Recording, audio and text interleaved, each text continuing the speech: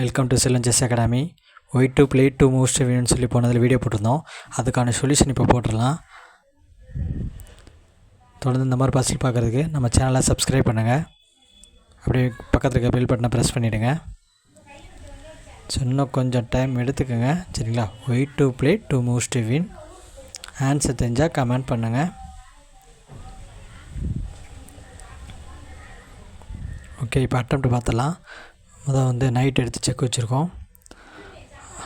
King இருக்குது. So கீழே அவங்க இது பண்ண முடியாது. ஸோ நியர்பையில் உள்ள ஸ்கொயர் மூவ் பண்ணுறாங்க. நம்ம ரூக் எடுத்து மேலே செக் வச்சுருக்கோம்.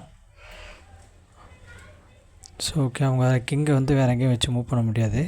இப்போதைக்கு பிஷப் மட்டும் தான் வச்சு நடுவில் மறைக்க முடியும். ஸோ இப்போ நம்ம பிஷப் எடுத்துகிட்டு செக் வச்சிட்டோம்.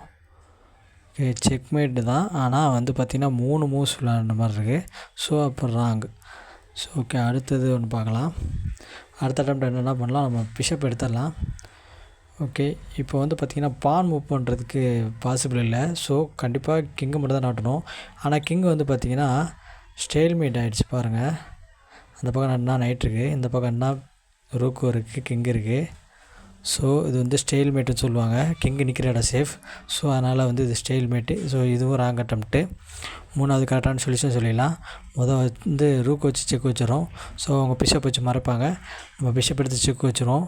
ஸோ இப்போ பார்த்திங்கன்னா செக்கு ஒன்ஸ் டைம் செக் பண்ணி பார்த்துக்குவோம்.